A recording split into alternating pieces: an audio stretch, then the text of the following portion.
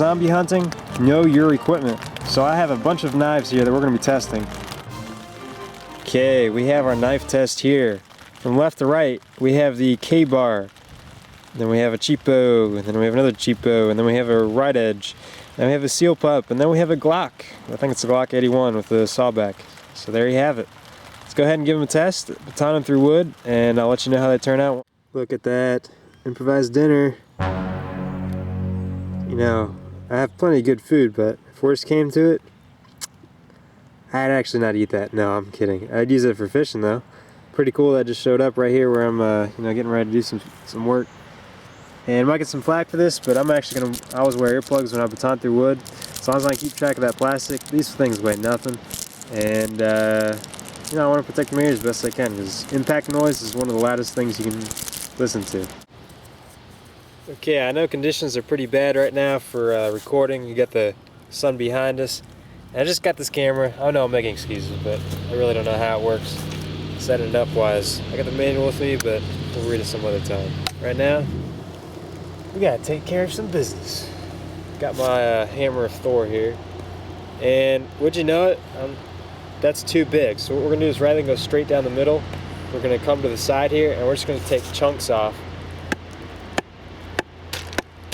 There's some good spine to that.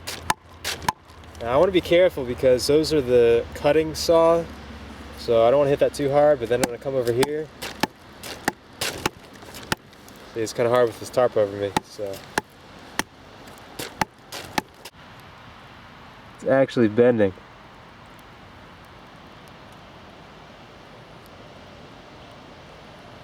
Okay, check this out. This is the first two sections that I split with, and you'll notice Glock knife is actually losing its paint. So I'll show you the actual blade here. That's the first two runs, and it doesn't actually look too bad.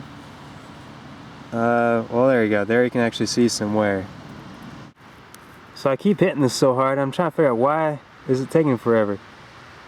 Because that sucker's bending like crazy. See if we can get a better look at it real quick. Hold on.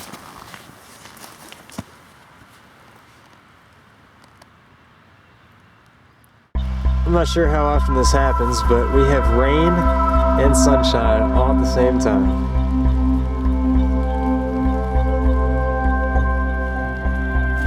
There's the sun trying to come through. It's still cloudy, but I'd show you guys it. It's pretty awesome.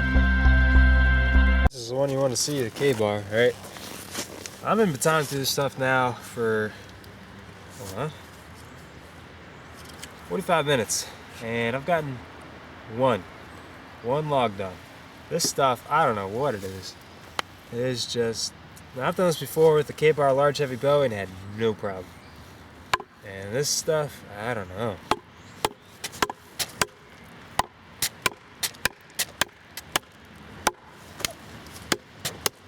I put a little WD-40 on it to make it go a little better. And it does help for a little bit. Also makes your knife easier to clean when you're done, if you keep using it.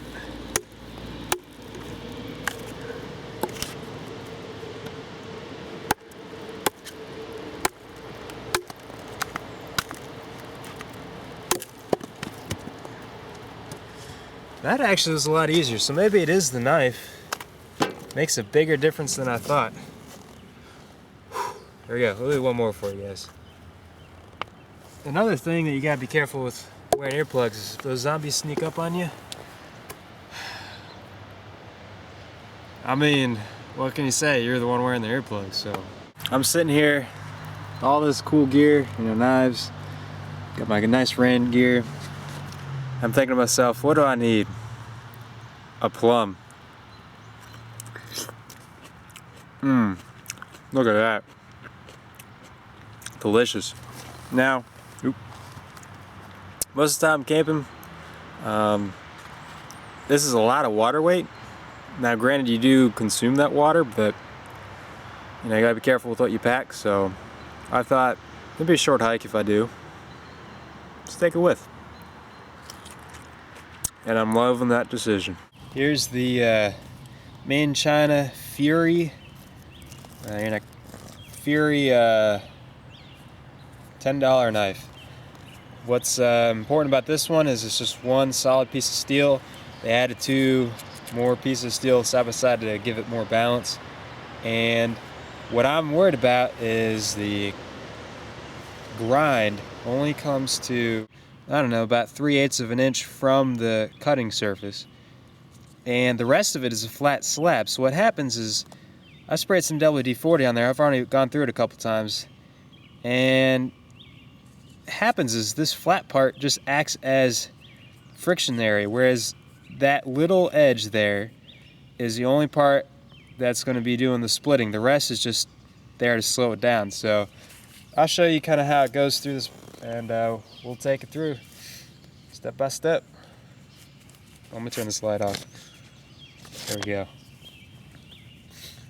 Now, I know batoning isn't too interesting, but the idea is doing it here, granted the rain stopped, but doing it here in these kind of climates means you can do it any time that you need to, hopefully.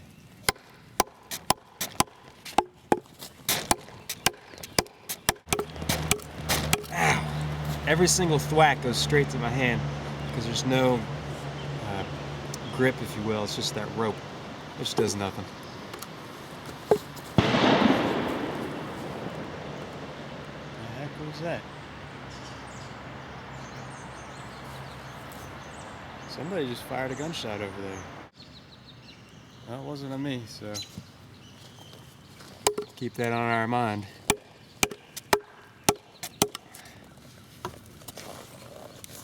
Yeah, it's binding a whole lot. The first 2 passes didn't have any problem with it. This must be a knot.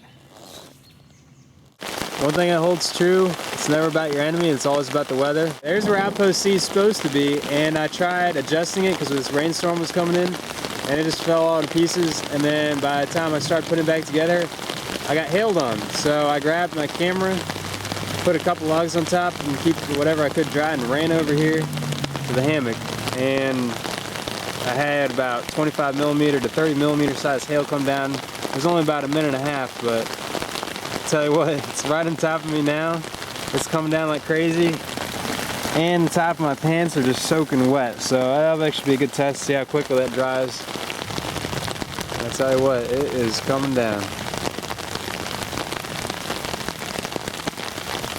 There's always 2 ways to look at things. Right now, Outpost C was taken by wind. Well, actually, it was taken by myself because of wind approaching. So you could say that's taken. You know, my gear's probably getting soaking wet. Knives are probably going to rust up on me. But you tell you what, I'm staying positive through all this, and here's why. I'm looking at a good way to test my gear, see if it actually will rust when it gets wet like that. I'm also trying to see how well, you know, my pants dry up, and then also I was getting pretty tired, to be honest with you, so now I get a chance to relax, enjoy those beautiful sounds that Mother Nature provides, and I get to try out my cowboy pasta. Yippee-ki-yay! That's how we do it. Cowboy pasta. Check it. 535 calories. It's not gonna be a whole lot. I'm not terribly hungry. I've been snacking on all these great snacks tonight, so I got dessert possibly if I want to. There's nothing cooler knowing that technology has allowed us to build materials such as this that glow blue when you got alcohol burning in it. That's just beautiful. So I'd share it. It's the mini bull design. I want to say cricket cage. Who knows? I'll try to annotate it again if I remember. But that thing, you gotta top it off about every 3 minutes. But I tell you what, I like it over the mini atomic because you can essentially burn continuously. Whereas mini atomic, you know, if you didn't quite hit your boil point, you're screwed because you gotta let it cool back down. By the time you let it cool back down, you might as well start over again. So, all right, there we are. Status update time. Almost an hour later. It took a while to boil the water, and what else? It takes 20 minutes to rehydrate. So, you know, it's all right. Price worth paying. So we have it right here. I've already sampled some, and I don't know how well you're gonna look how the noodles They all came out really well done, and I've just set it right on the cold ground. And they sell one of those little insulator things. Problem is I'm not really sure how you'd stand it up and keep it insulated, but hold on, we gotta have the... I gotta make you guys jealous for a second or two. Hold on. Wait for it.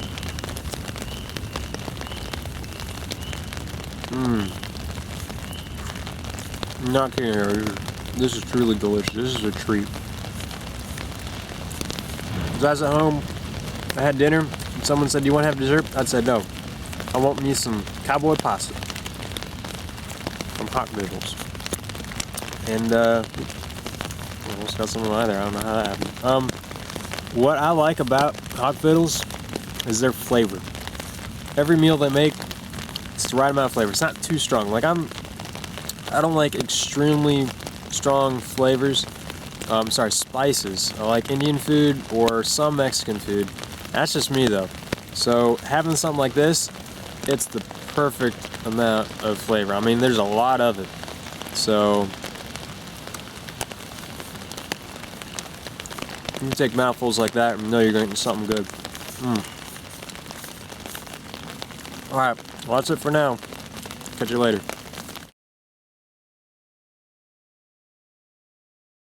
Good morning. Give you a little status update from my cocoon of comfort. Hanging in my hammock here. Warm as can be, so comfortable. I woke up once last night and that was actually to turn off the candle, and well, not because of that, but luckily I was able to because I left it on and I just fell asleep. It's so comfortable. So let's see, what's going on? Well, last night we retook Outpost C. The gear was dry, but the wood got wet. So all that work as far as building fire went to waste, but we still have all the data points for what knives worked and didn't for batoning through wood to prevent us from getting cold in the rain. So I did eventually dry up for the most part, so that was good, and I didn't get too cold. I had one more layer of fleece that I threw on, and show you what. This is the view I had this morning when I woke up, and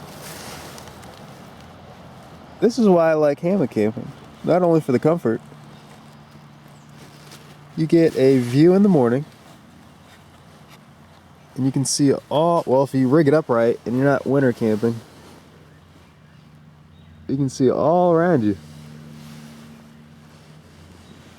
Here's another data point. Yesterday, I realized that my sandbag, which I use as a bear bag because it's very lightweight, and I thought, here's the kicker, thought it was rainproof because it's the same material as your cheap tarps that you'd find at a convenience store or something like that. Those blue tarps, you know what I'm talking about? And they hold water fine. So I take this sandbag at home, I dunk a bunch of water on top of it, and it rolls right off. So I'm like, perfect. Not so much. Definitely got my food wet. So luckily all my freeze-dried food, all my snacks, they're in little wrappers and plastic and foil and whatever else. However, my oatmeal for this morning, not so much. I forgot to put that stuff in a Ziploc bag, and it was almost all already hydrated, so I can't eat it. Oh, I had an encounter for the third time last night. Well, not really. I had two drunken yahoos come by, not drunken, high, and do a burnout ride from my car, and I was going to approach them to see what they were up to. Of course, they're up to no good, and I get sprayed with mud. Luckily, I was wearing my rain gear, but now that's completely done with. So this morning, hope it won't rain, otherwise I'm gonna get wet. So another advantage of using a hammock is you can see what's around you. So if zombies are approaching, you're like, well, bam, there's a zombie.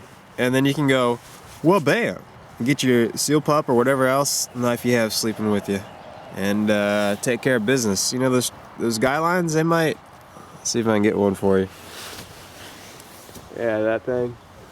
They can act as trip lines, I guess. I don't know how well that'd work. They're longer than your tent though, so that's for sure. Yeah.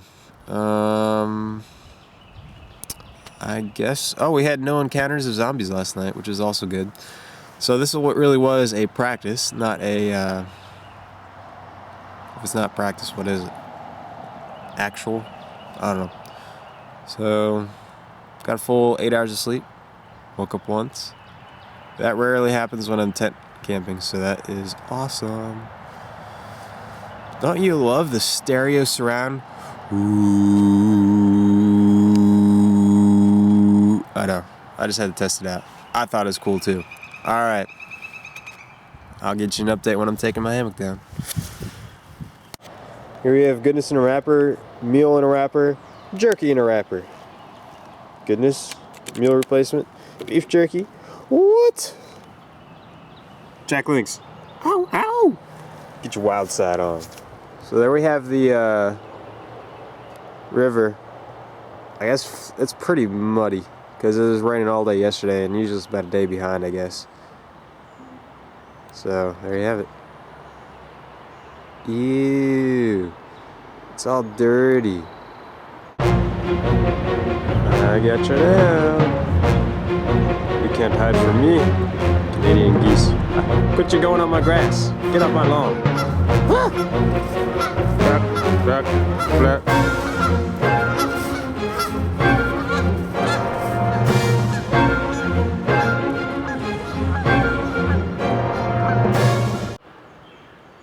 How's this for an update? I am done. Awesome. Alright. Carry on.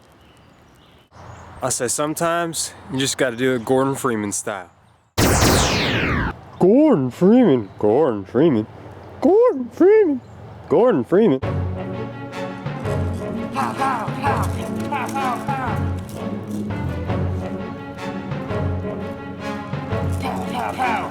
Pow, pow, pow, pow. Pow, pow, pow, pow. Pow, pow. Gordon Freeman. Gordon Freeman. Gordon Freeman. Gordon Freeman. Alright, that's just for my Half-Life 2 fans. Peace. Okay, I just want to show you my couple yahoos did last night. There's their burnout, if you will. Only because it's super muddy and whatnot.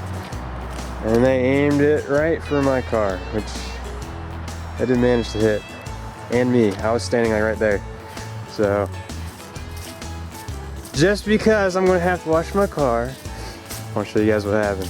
Look at that. Yep.